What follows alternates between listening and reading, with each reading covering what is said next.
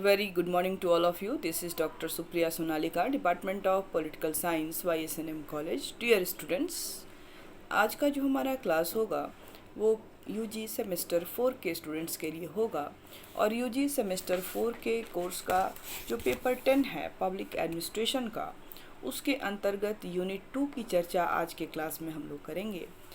Unit 2 के अंतर्गत हमें देखना है, जो टॉपिक दिया गया है वो है न्यू पब्लिक एडमिनिस्ट्रेशन, जिसको हिंदी में नवीन लोक प्रशासन कहते हैं। हमने अपने लास्ट क्लासेस में प्रशासन क्या है, लोक प्रशासन क्या है, प्रशासन जो होती है उसकी विशेषताएं क्या है, उसका अर्थ क्या है, उसकी बहुत सारी जो इम्पोर्टेंस बताई गई है वो क्या है, इन सभी की चर्चा की थी।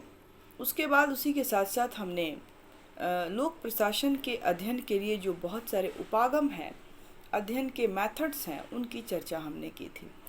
आज के क्लास में हम लोग जानेंगे कि जो नवीन लोक प्रशासन है, नवीन लोक प्रशासन जो है वो क्या है, इसका प्रादुर्भाव जो है लोक प्रशासन के अंतर्गत कैसे होता है, नवीन लोक प्रशासन का लक्ष्य क्या है, क्यों किया गया, इसको लाया गया पब्लिक एडमिनिस्ट्रेशन के अंतर्गत, और साथ ही साथ जो नवीन लोक प्रशासन की जो विशेषताएं हैं, इसकी भी चर्चा हम लोग आज के क्लास में करेंगे। तो नवीन लोक प्रशासन के नारे ने लोक प्रशासन विषय को न केवल ताज़ा किया या प्राणवायु एक तरह से कहें तो प्रदान किया है, और नई सारगर्भित विषय वस्तु भी इस प्रकार प्रदान की गई है कि आज यह नवीन नहीं रह गया, किंतु किसी न किसी नवीनतम नारे के अभाव के कारण इसे आज भी लोक प्रशासन का नवीनतम सीमा चिन्ह कहा जाता है। वैसे नवीन लोक प्रशासन आंदोलन ओझल सा हो गया, तथापि इसमें कतिपय विद्वानों के मूलभूत मंतव्यों, प्रासंगिकता, सक्रियतावाद और समता का जो नगाड़ा है या आवाज़ जो है आज भी जो है वो उठा रहे हैं, और 1960 के बाद उत्पन्न अमेरिकी बुद्धिजीवियों के विरुद्ध और सामाजिक आर्थिक उथल पुथल ने इस आंदोलन को पैदाइश इसकी दिखलाती है, और 1960 से लेकर 70 के दशक में यह आंदोलन अपनी परवान पे था, और आज यह आंदोलन अपनी चमक जो है वो खो चुका है, तथापि इसका प्रभाव सर्वत्र दृष्टिगोचर होता है। इसकी पृष्ठभूमि थी। अब हम देखते हैं कि इसका उद्भव क्यों हुआ, इसके उद्भव होने के क्या कारण थे। तो इसके उद्भव होने के कारण को हम देखते हैं कि नवीन लोक प्रशासन का उद्भव कैसे होता है। तो 1960 के दशक के अंत में अमेरिकी समाज जो है विघटन और टूट फूट की स्थितियों से गुजरता हुआ दिखाई दे रहा था, और परंपरावादी लोक प्रशासन अमेरिकी समाज के संकट को समझने में असफल था, और सामाजिक आर्थिक संकटों से उत्पन्न नई मांगों और चुनौतियों का यह सामना करने में अपने आप को असमर्थ पा रहा था।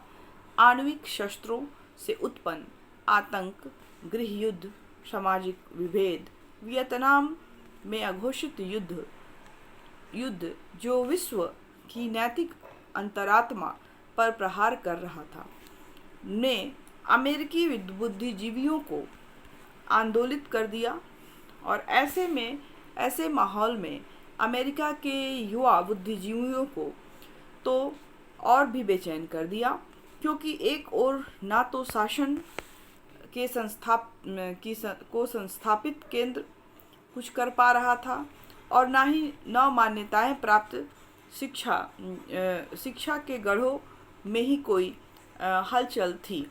समाज विज्ञान के अन्य विषयों की तरह लोक प्रशासन जैसे विषय भी सामाजिक उथल पुथल की दौर में पूरी तरह जो है वो हिल गया था, और समाज के समक्ष कड़ी एक चुनौती का उत्तर नए विचारों और नए नारों ने ढूंढना उसको आवश्यक समझा, और ऐसा ही एक नया नारा और एक नया आंदोलन नवीन लोक प्रशासन के नाम से चल पड़ा। तो ये इसकी पृष्ठभूमि थी कि 1960 के दशक में जब पूरा समाज, अमेरिकी समाज टूट फूट रहा था, विघटन की कगार पे था, और आर्थिक मंदी, आर्थिक संकट, शीत युद्ध के दौर से जो गुजर रहा था, और जो भी संस्थाएं थीं उसमें कोई नए वर्क नहीं हो रहे थे, चाहे वो शिक्षण संस्थाएं हों या कोई भी जो अनुसंधानिक संस्थाएं थीं, वहाँ जो है वो किसी तरह का नए प्रयोग नहीं दिख रहे थे। और ऐसे समय में एक नए सिद्धांत, नए विचार का उद्भव हुआ, और वो जो है नवीन लोक प्रशासन के नाम से जाना जाता है। अब है ये तो उसका उद्भव का कारण था। अब है कि इसकी दार्शनिक जो थी, फिलोसॉफिकल बैकग्राउंड क्या थी। तो नवीन लोक प्रशासन का आंदोलन लोक प्रशासन के नवयुवक विद्वानों का एक आंदोलन था। यह आंदोलन 1960 के दशक के उत्तरार्ध में शुरू हुआ था और लगभग एक दशक तक सामाजिक जागरण का उत्प्रेरक बना रहा। जैसा कि इसके एक प्रमुख समर्थक एच. जॉर्ज फ्रेडरिक्सन की कृति जो है न्यू पब्लिक एडमिनिस्ट्रेशन के शीर्षक से इंगित होता है, जो कि 1980 में प्रकाशित हुई थी। नवीन लोक प्रशासन शब्दबंद का प्रयोग लोक प्रशासन विषय के लिए कोई नई दार्शनिक दृष्टि का बोध कराने हेतु किया गया था। लोक प्रशासन के रूढ़िवादी सूत्र थे कुशलता और मितव्ययता, जिन्हें लोक प्रशासन जैसे गतिशील विषय के अपर्याप्त और असंतोषजनक लक्ष्य उसको माना गया।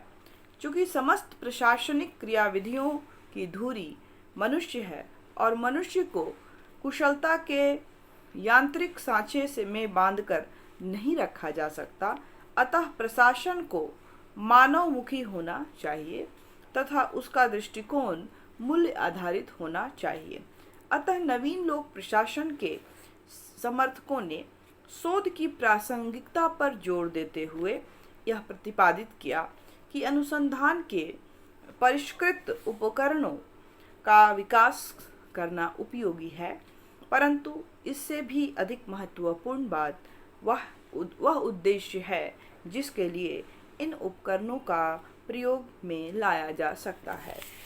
नवीन लोक प्रशासन के विद्वान का स्पष्ट मत था कि मूल्यों की आधारशिला पर ही ज्ञान की इमारत खड़ी की जा सकती है, और यदि मूल्य को ज्ञान की प्रेरक शक्ति न मानी जाए तो यह खतरा रहता है कि ज्ञान को गलत उद्देश्य के लिए काम लाया जा सकता है या जाएगा। ज्ञान का उपयोग यदि सही उद्देश्यों को करना है, सही उद्देश्यों के लिए करना है, तो मूल्य को उसकी केंद्रीय स्थिति पर फिर से स्थापित करना आवश्यक है।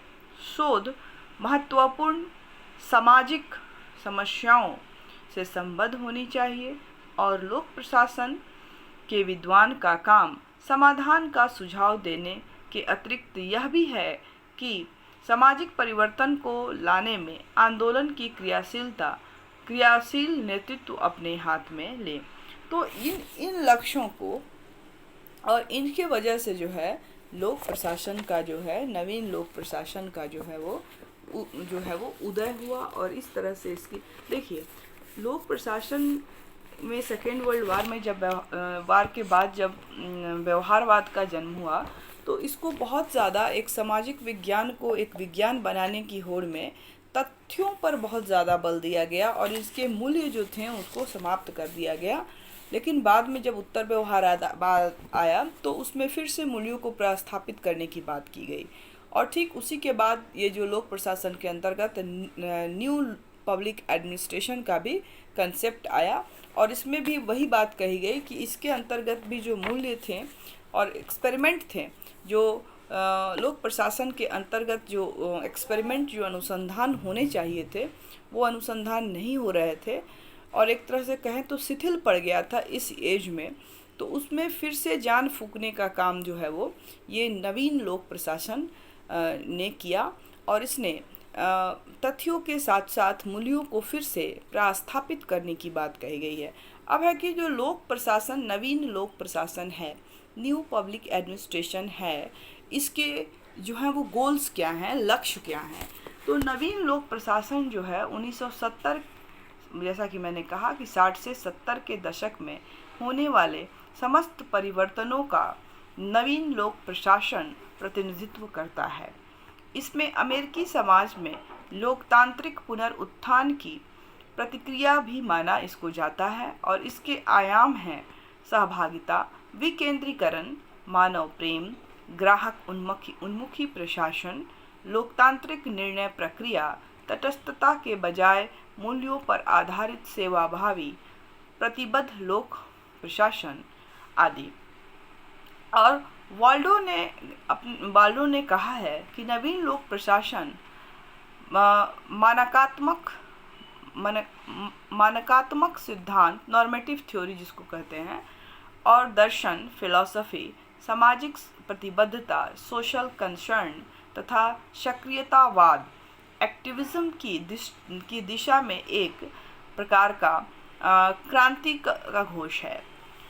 और यह जो है जातिगत की अपेक्षा जनोमुखी, पब्लिक अधिक है और यह वितरात्मक और कम और निर्देशात्मक अधिक है। यह संस्था उन्मुखी कम और ग्राहक उन्मुखी ज़्यादा है। यह तटस्थ कम और मूल्यपरक अधिक है। तो ये चीज़ें जो है उन्होंने इसके बारे में कही है। इसके बाद जो नवीन लोक प्रशासन है तो उसका लक्ष्य क्या है। तो उसका लक्ष्य, उसका जो पहला लक्ष्य है, वो लक्ष्य के अंतर्गत हम लोग जो देखते हैं वो है प्रासंगिकता। तो प्रासंगिकता क्या है। तो परंपरागत लोक प्रशासन के लक्ष्य जो थे, जो पहले लोक प्रशासन थे उसके लक्ष्य क्या थे। उनके लक्ष्य थे कार्यकुशलता, मितव्ययता, जबकि नवीन लोक प्रशासन का लक्ष्य प्रासंगिकता है, अर्थात संबद्ध सामाजिक समस्याओं के प्रति इसकी गहरी चिंता है और इसका मूल मंतव्य है लोक प्रशासन का ज्ञान एवं शोध समाज की आवश्यकता के संदर्भ में प्रासंगिक तथा संगतिपूर्ण होने चाहिए। अब लोक प्रशासन केवल पोस्टकार्व तकनीक से ही संबद्ध नहीं रहा, अपितु लोक प्रशासन के अध्ययनकर्ताओं को समाज की मूलभूत चिंताओं में प्रत्यक्ष भागीदारी का अवसर मिला। और ड्वाइट वाल्डो ने बार बार इस बात पर बल दिया है कि लोक प्रशासन उन मुद्दों से अछूता नहीं हो सकता जिनका सामना समाज को करना पड़ता है। दूसरा जो इसका लक्ष्य है वो है मूल्य। नवीन लोक प्रशासन स्पष्ट रूप से आदर्शात्मक, नॉर्मेटिव है। यह परंपरावादी लोक प्रशासन के मूल्यों को छिपाने के व्यवहार तथा क्रियात्मक तटस्थता को अस्वीकार करता है। मुनरो ब्रुक सम्मेलन के प्रतिनिधियों ने स्पष्ट कहा है कि मूल्य के प्रति तटस्थ लोक प्रशासन असंभव है। बुद्धिजीवियों के स्तर पर अमेरिका में हाल ही में कुछ लेखों में लोक प्रशासन के नैतिकता के महत्व पर प्रकाश डाला गया। चूँकि लोक प्रशासन के कार्य का विस्तार हो रहा है, अतः यह जरूरी है कि सार्वजनिक पदाधिकारी के क्रियाकलापों में नैतिकता के प्रति चेतना लाई जाए। नैतिक मूल्यों के प्रति फिर से जोर देने जाने के कारण अनेक महत्वपूर्ण परिणाम सामने आए और जिनका लोक प्रशासन के अध्ययन पर प्रत्यक्ष एवं महत्वपूर्ण प्रभाव पड़ा। उससे लोक प्रशासन में उत्तरदायित्व और नियंत्रण की भावना के प्रति फिर से रुचि बढ़ाने में मदद की है। तीसरी जो महत्वपूर्ण बात है वो है सामाजिक समता। तो परंपरागत लोक प्रशासन यथास्थितिवादी स्वरूप का था और जबकि नवीन लोक प्रशासन सामाजिक समता के सिद्धांत पर बल देता है और यह समाज के कमजोर वर्गों, खासकर महिलाएं, बच्चे तथा दलितों को सामाजिक न्याय प्रदान करने के लिए संवेदनशील रहता है। नवीन लोक प्रशासन का उद्देश्य विशेषाधिकार प्राप्त वर्ग का अंत कर सामाजिक समता को बढ़ावा देना होता है। चौथी जो बात कही गई है वो है परिवर्तन।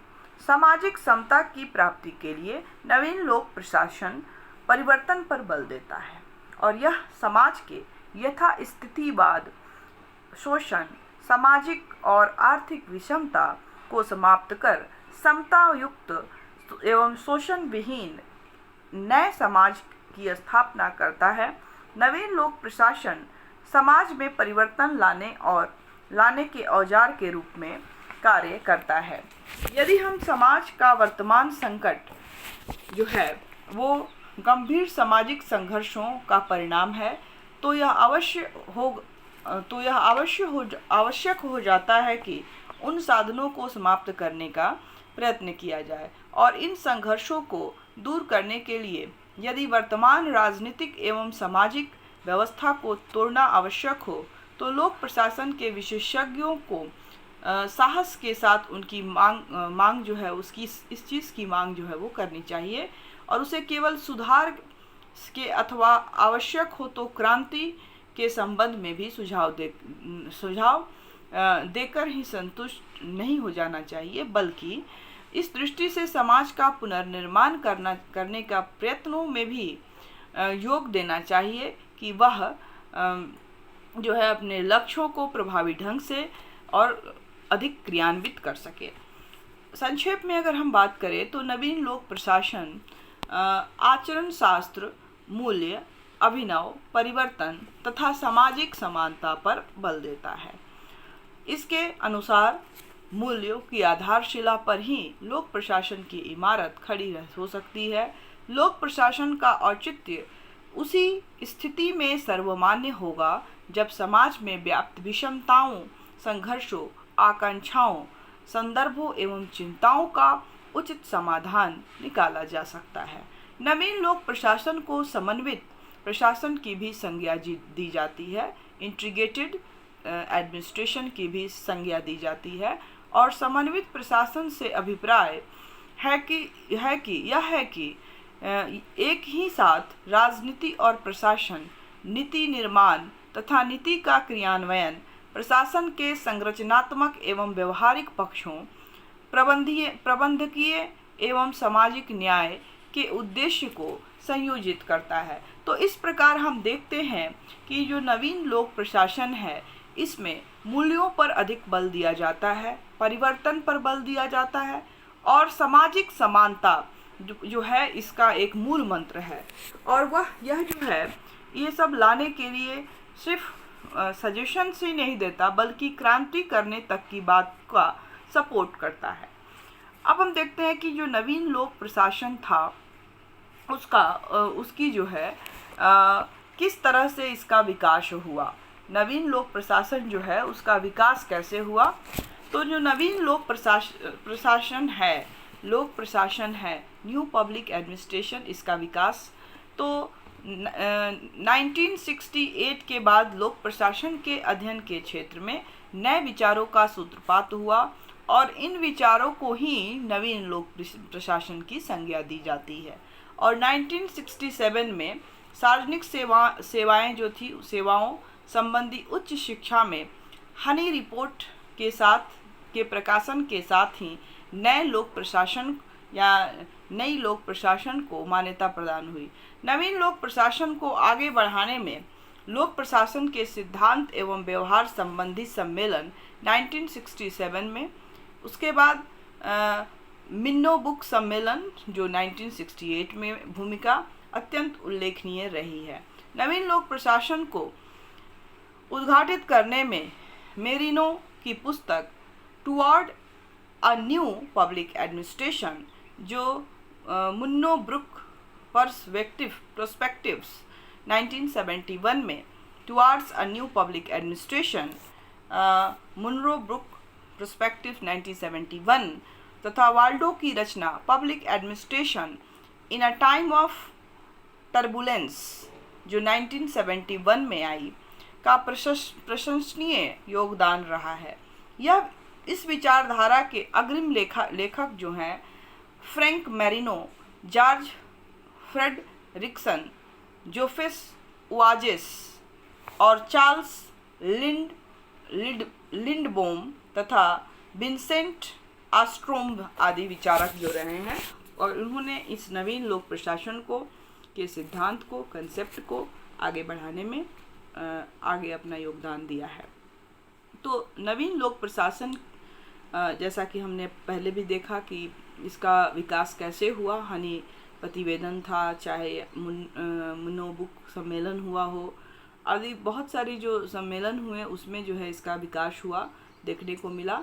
तो नवीन लोक प्रशासन से संबंधित जो हनी प्रतिवेदन था जो 1967 में हुआ, या हम ये कहें कि नवीन लोक प्रशासन के विकास का जो पहला क्रम था वो हनी प्रतिवेदन था जो 1967 में हुआ। तो हनी प्रतिवेदन में क्या कहा गया, तो जॉन सी हनी सिराक्यूज विश्वविद्यालय में प्रोफेसर थे और लोक प्रशासन की अमेरिकी सोसाइटी ने अमेरिकी विश्वविद्यालय में लोक प्रशासन के स्वायत्तता विषय के रूप में अध्ययन की संभावनाओं पर अपने प्रतिवेदन प्रस्तुत किए, और उन्होंने प्रशासन से संबंधित समस्याएं जैसे स्वायत्त विषय के रूप में विश्वविद्यालयों में लोक प्रशासन के अध्ययन हेतु धन का अभाव, लोक प्रशासन एक विषय है या विज्ञान या यह एक व्यवसाय है, लोक प्रशासन के विद्वानों एवं प्रशासकों में अंतर का अध्ययन, और कई सुझाव 1967 में अपने प्रतिवेदन में दिया। और उन्होंने ये सुझाव दिए कि लोक प्रशासन के क्षेत्र को व्यापक बनाया जाए, लोक प्रशासन के अंतर्गत संपूर्ण शासकीय प्रक्रिया कार्यपालिका, विधायिका और न्यायपालिका को शामिल की जाए। तीसरा, लोक सेवा शिक्षा संबंधी राष्ट्रीय आयोग की स्थापना की जाए। चौथा, जो अध्ययनकर्ता लोक सेवा को जीविका के रूप में अपनाना चाहते हैं उन्हें छात्रवृत्ति दी जाए। और नेक्स्ट, शासकीय एवं सार्वजनिक मामले संबंधी शोध कार्य में रत व्यक्तियों को आर्थिक एवं अन्य सहायता दी जाए।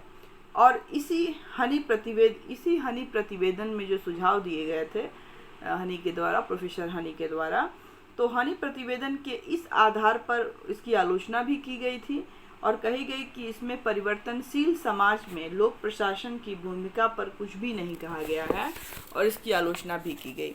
इसके बाद जो दूसरा सम्मेलन हुआ या दूसरी जो बात जो रखी गई इससे रिलेटेड, वो था कि लोक प्रशासन का सिद्धांत एवं व्यवहार सम्मेलन जो 1967 में हुआ। हनी प्रतिवेदन भी हुआ और ये भी 67 में हुआ है। तो इसमें कौन सी बातें कही गई, तो इसमें जो जेसी चार्ल्सवर्थ की अध्यक्षता में अमेरिकी राजनीति विज्ञान एवं समाजशास्त्र परिषद के तत्वाधान से में एक सम्मेलन 1967 में आयोजित किया गया। इसे फिलाडेल्फिया सम्मेलन भी कहा जाता है, और इस सम्मेलन में लोक प्रशासन के सिद्धांत एवं व्यवहार, क्षेत्र, अध्ययन पद्धति आदि विषयों पर गंभीरतापूर्वक चर्चा हुई। सम्मेलन के कतिपय निष्कर्ष जो निकले उसमें सम्मेलन के उसमें कहा गया, पहला चीज, जो लोक प्रशासन के क्षेत्र को स्पष्ट करना कठिन है। दूसरा, नीति निर्माण और लोक प्रशासन का विभाजन गलत है। तीसरा, लोक प्रशासन एवं व्यवसाय प्रशासन का प्रशिक्षण अलग अलग होना चाहिए। चौथा, लोक प्रशासन के संबंध में अध्ययन का उपागम होना चाहिए। पांचवा, लोक प्रशासन को राजनीति विज्ञान से पृथक अनुशासन माना जाना चाहिए। छठा, पद सोपानीय धारणा तर्क संगत नहीं है। और सातवां, भावी प्रशासकों को व्यावसायिक प्रशिक्षण संस्थानों में प्रशिक्षित किया जाना चाहिए। आठवां, लोक प्रशासन का अध्ययन मनोवैज्ञानिक और समाजशास्त्रीय पहलुओं के आधार पर किया जाना चाहिए। नौवां, लोक प्रशासन में प्रशिक्षण कार्यक्रमों एवं शिक्षा के उद्देश्य मात्र प्रबंधात्मक योग्यताओं एवं तकनीकी निपुणताओं का विकास न होकर विभिन्न सरकारी अभिकरणों में कार्यरत सार्वजनिक कर्मियों, प्रशिक्षणार्थियों और विद्यार्थियों में सामाजिक संवेदना या चेतना पर गहरा करना चाहिए। नेक्स्ट जो है, गलत व्यवहार एवं भ्रष्टाचार के अवसरों को कम करने के उद्देश्य से शिक्षा कार्यक्रमों में प्रशासनिक आचार पर उचित बल देना आवश्यक है।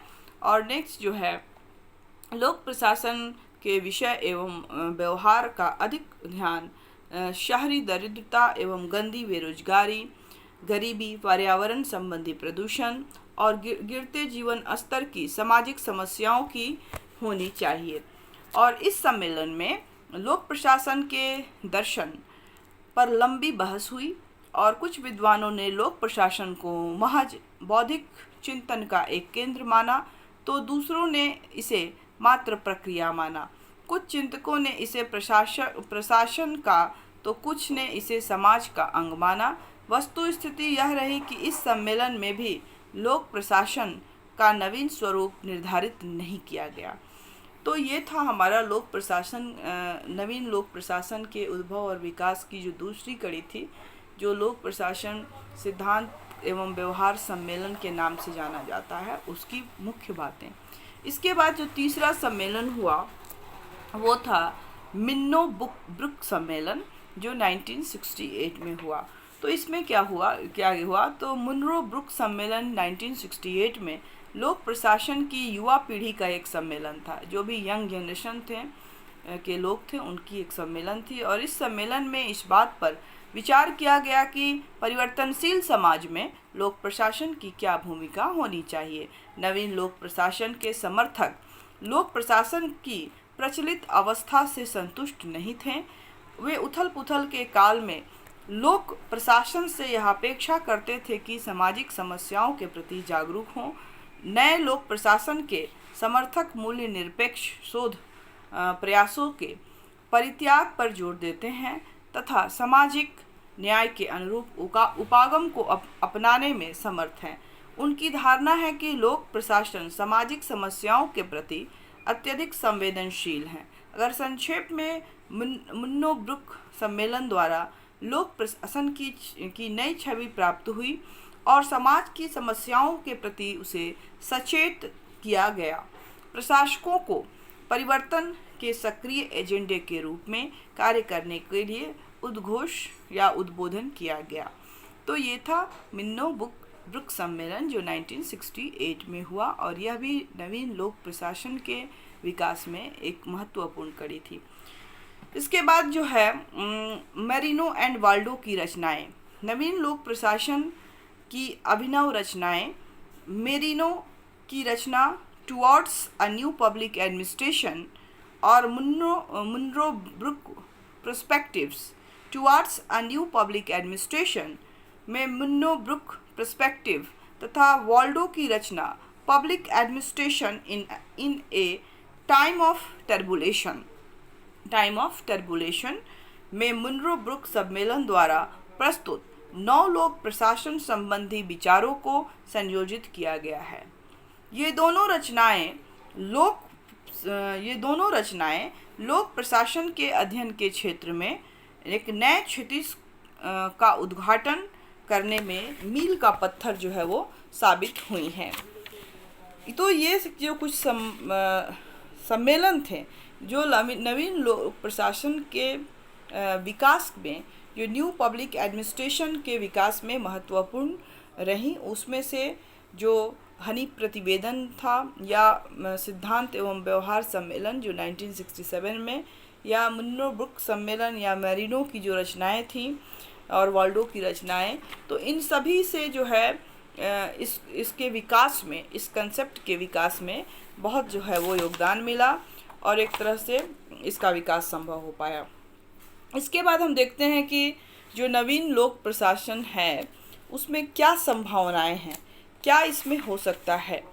तो नवीन लोक प्रशासन जो है, लोक प्रशासन को नवीन व्यक्तित्व दिए जाने की आवश्यकता है और जिन नवीन समस्याओं का उसे सामना करना है, उसमें कुछ बढ़ती हुई सैनिक शक्ति, दौड़ती हुई प्रविधि, शहरीकरण, नागरिक अधिकार एवं सहभाग, पर्यावरण प्रदूषण तथा विकास से संबंध रखती है और उसे नवीन कार्यात्मक क्षेत्र में भी प्रवेश करने के लिए आमंत्रित किया जा रहा है और यथा जनसंख्या विस्फोट तथा उसका नियंत्रण, मध्य निषेध तथा अन्य अस्वास्थ्यकर उत्पादकों की रोकथाम एवं पर्यावरण एवं प्रदूषण से संबंधित व्यवस्था, पुलिस और अपराध, विदेशी मामले तथा सांस्कृतिक आदान प्रदान, सार्वजनिक नैतिकता, मानव अधिकार का संरक्षण एवं संवर्धन, सतत विकास आदि। इसके लिए लोक प्रशासन सिद्धांत में नवीन संगठन, संरचनाएं, प्रक्रियाएं, कार्यविधियां आदि विकसित करने की क्षमता होनी चाहिए।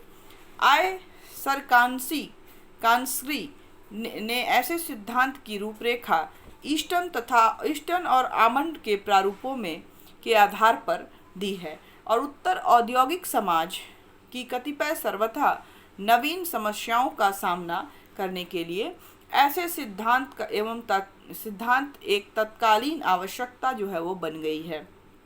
और काइडेन ने नवीन लोक प्रशासन को उत्साही, सुधारक, सहज, नीति निर्माण, सामाजिक परिवर्तन की अभिकर्ता, संकट प्रबंध, मानवीय नियोक्ता, मध्यस्थता, राजनीतिक आंदोलनकर्ता, रचनात्मक आशावादी नेता आदि भूमिकाएं प्रदान की है। और निस्संदेह इन प्रशासन सिद्धांत, ये जो प्रशासन सिद्धांत हैं, इनकी भूमिका के निर्वहन के लिए उनमें नवीन गुणों एवं क्षमताओं की आवश्यकता होगी और एक सामान्य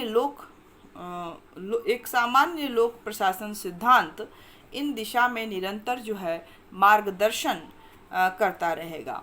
स्पष्टतः ऐसा लोक प्रशासन सिद्धांत लोचशील, गतिमान, अनुभविक एवं लक्ष्योन्मुख एवं सृजनात्मक होगा। लोक प्रशासन के वर्तमान विकास को देखते हुए उसके निर्णय और विकास में काफ़ी संभावनाएं देखने को मिलती है। तो इस प्रकार अगर हम बात करें तो वर्तमान युग में इस नवीन लोक प्रशासन की जो प्रासंगिकता है वो काफ़ी बढ़ गई है। अब इसका कार्य सिर्फ प्रशासन से जुड़ा हुआ नहीं बल्कि जीवन के हर क्षेत्र में जो है इसका जो है वो विस्तार हुआ है और एक ही साथ वो इसे बहुत तरह के कार्यों को करना होता है और उस पर नियंत्रण करना होता है और इसका प्रशासन जो है, इसमें प्रशासन की जो है एक महत्वपूर्ण भूमिका रहती है। इसका जो कार्य क्षेत्र है उसकी सीमाओं में जो है वो निरंतर जो है वो परिवर्तन हो रहा है और हुआ है और इसके जो विकास में इसका जो विकास है वो हर क्षेत्र में हमें अभी देखने को जो है वो मिल रहा है। तो इस तरह से हम देखें तो नवीन लोक प्रशासन की जो संभावनाएं हैं आज के डेट में बहुत ज़्यादा हैं। और इसके बाद हम आते हैं कि नवीन लोक प्रशासन जो है उसकी क्या विशेषताएं हैं और उसके बाद फिर हम लोग इसका निष्कर्ष जो है वो देखेंगे। तो नवीन लोक प्रशासन की विशेषताएं क्या हैं? The silent feature of new public administration में क्या कही गई है, क्या बातें हैं और इसके अंतर्गत जो है कौन सी बातें इसको प्रमुखता दी गई है उसको हम लोग देखेंगे। तो मुनरो बुक सम्मेलन तथा फिलाडेल्फिया सम्मेलन में अभिव्यक्त विचारों के आधार पर नवीन लोक प्रशासन की कुछ विशेषताएं बतलाई गई हैं और वो विशेषताओं में पहली जो विशेषता बतलाई गई है कि सामाजिक, राजनीतिक, आर्थिक, तकनीकी परिवेश तेज़ी से बदल रहा है, अतः प्रशासनिक संगठनों को भी एक स्पष्ट मानदंड का विकास करना चाहिए और इससे कि उनके निर्णयों एवं कार्यों की प्रभावशीलता एवं प्रासंगिकता को बदलते हुए संदर्भ में आंका जा सके, उसको देखा जा सके।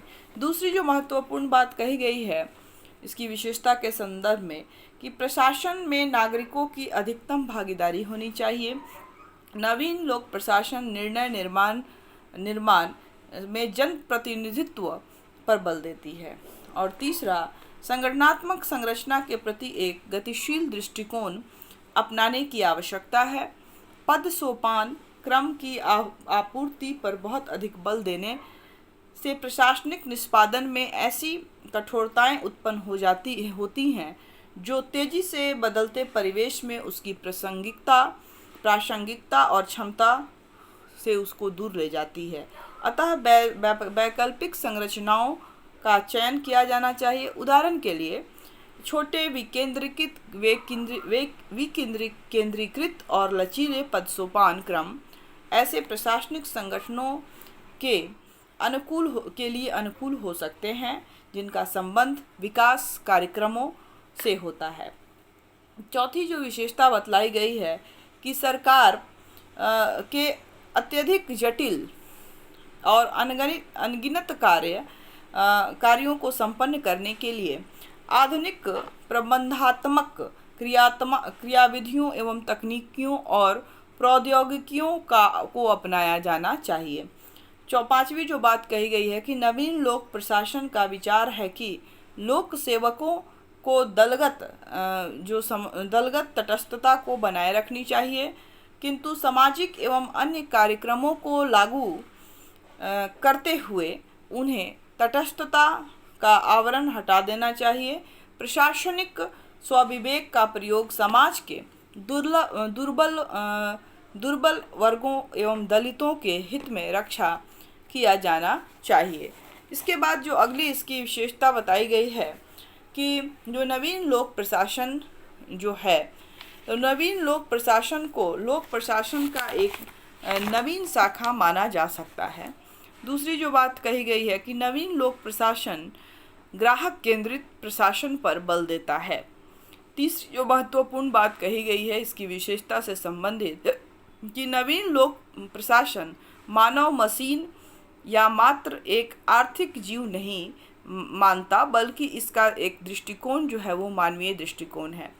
चौथी जो महत्वपूर्ण बात कही गई है, नवीन लोक प्रशासन के द्वारा उत्पादकता पर जोर देनी चाहिए।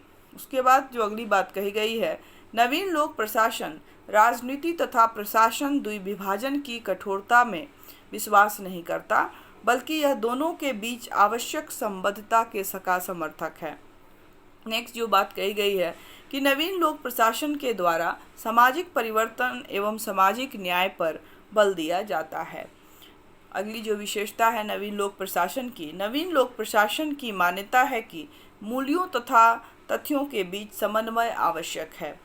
नेक्स्ट जो बात कही गई है कि नवीन लोक प्रशासन के द्वारा व्यवहारवादी सिद्धांत की कठोरता को सही नहीं माना गया है, बल्कि इसके द्वारा सिद्धांतों में लोचता को कायम करने की बात कही गई है।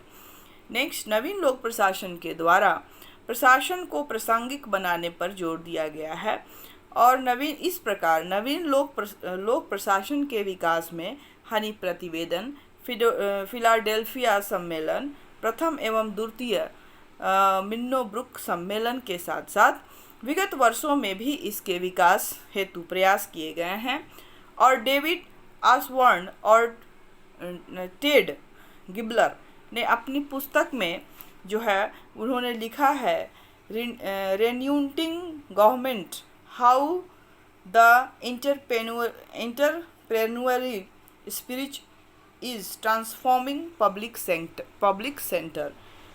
सेक्टर में 10 सूत्री कार्यक्रम प्रस्तुत किए हैं और इसमें भी नवीन लोक प्रशासन के मान्यताओं पर जो है वो बल दिया गया है। तो इस तरह से हम देखें तो नवीन लोक प्रशासन के विकास में हनी प्रतिवेदन जो 1967 में हुआ, दूसरा मुनरो-ब्रुक सम्मेलन जो हुआ कॉन्फ्रेंस 1968 में, उसके बाद तीसरा जो मुनरो-ब्रुक सम्मेलन हुआ ये हुआ 1988 में और इन सभी का जो है बहुत ही इम्पोर्टेंट रोल रहा लोक प्रशासन के विकास के संदर्भ में। इसके बाद हम देखेंगे इसकी आलोचना और इसको कंक्लूड करेंगे। तो नवीन लोक प्रशासन के अनेक चिंतक इसे नए रूप में एक मौलिक विषय के रूप में प्रतिष्ठित करते हैं, किंतु कति आलोचक जो हैं नवीन लोक प्रशासन को परंपरागत प्रशासन का ही एक संशोधित रूप मानते हैं।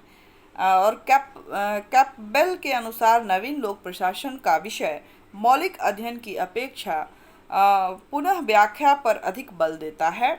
और इसी प्रकार एक अन्य विद्वान जो है रॉबर्ट टी गोलम्बियस्की ने कहा है कि नवीन लोक प्रशासन शब्दों में क्रांतिकारी का उद्घोष करता है, किंतु वास्तव में यह पुरातन सिद्धांतों और तकनीकों की स्थिति है। और इस आलोचनाओं के बावजूद भी निग्रो ने इसका मूल्यांकन करते हुए स्पष्ट किया है कि जब से नवीन लोक प्रशासन का उदय हुआ है मूल्य और नैतिकता के प्रश्न लोक प्रशासन के मूल मंतव्य बन गए हैं। और अगर हम संक्षेप में कहें तो नवीन लोक प्रशासन की धारणा ने लोक प्रशासन की विषय वस्तु को व्यापक बना दिया है। लोक प्रशासन की नवीन धारणा के अनुसार उसका समाज से सीधा संपर्क जुड़ गया है। नवीन लोक प्रशासन की धारणा से लोक प्रशासन संबंधी परंपरागत धारणा एवं विचारों को गहरा धक्का लगा और लोक प्रशासन का क्षेत्र बढ़ा है। यह और भी अधिक रूप में आदर्शात्मक होता जा रहा है, क्योंकि यह अब सामाजिक समता के प्रगति, उन्मुखता, गैर नौकरशाही, विकेंद्रीकरण, लोकतांत्रिक निर्णय प्रक्रिया, आचरण संबंधी व्यवहार एवं निरंतर फैली हुई प्रशासनिक व्यवस्थाओं और नागरिकों की भागीदारी के प्रश्न पर से संबंधित है। यह लोक प्रशासन को नौकरशाही के जाल से निकालकर उसको मैनेजरिज्म जो है की ओर उन्मुख करता है। यह पद सोपान की कड़ाई से कार्मिकों को मुक्त करता है। शासकों सरकार की अवधारणा को साकार करना चाहता है, परंतु नौकरशाही में के मैक्स वेबर प्रतिमान को नवीन लोक प्रशासन सीधे चुनौती देता है और उन्मुख मूल्यों पर जोर देने वाला अथवा आदर्शी एवं सामाजिक दृष्टि से सजग लोक प्रशासन जैसे 9 आंदोलनों के प्रतिपादित किया है। तीसरे विश्व के लिए प्रत्यक्ष रूप से यह प्रासंगिक है। और नवीन लोक प्रशासन ने संक्षेप में मानवीय चिंताओं पर जोर दिया है और विकेंद्रीकरण, जन सहभागिता, सामाजिक समानता और ऐसे ही अन्य सामाजिक गुणों पर भी जोर दिया है जो नव लोक प्रशासनवादी सामाजिक समता के खुलेआम समर्थक हैं और अधिवक्ता हो सकते हैं और निश्चय ही अपना समर्थन करने वाले ग्राहकों की तलाश करते हैं। नव लोक प्रशासन का सार तत्व सैद्धांतिक विचारधारा, दर्शन, सामाजिक चिंता तथा सक्रियतावाद की दिशा में एक प्रगति है। तो इस प्रकार हम देखते हैं कि नवीन लोक प्रशासन जो है आज के वर्तमान परिप्रेक्ष्य में इसकी बहुत ही महत्वपूर्ण भूमिका है। और जो भी विकासशील देश हैं, स्पेशली जो थर्ड वर्ल्ड के देश हैं, उनमें इनकी जो प्रासंगिकता है वो और भी इसकी प्रासंगिकता बढ़ जाती है। और यहाँ पे क्योंकि विभिन्नताओं का देश है और यहाँ पे अलग अलग जाति, धर्म, समुदाय, विचार के लोग हैं, तो इनमें किस तरह से समरसता जो है वो उसको लाया जा सके और लोगों में समता का सिद्धांत विकसित किया जा सके और किस तरह से इनमें एक समायोजन बनाकर काम किया जा सके कि यहाँ की समस्याओं से से उनको छुटकारा मिल सके। इसमें इस नवीन लोक प्रशासन जो है का एक महत्वपूर्ण योगदान रहा है। और जो 1960 के दशक के बाद जो है वो इसका जो प्रभाव जो है दिन प्रतिदिन जो है वो बढ़ता जा रहा है।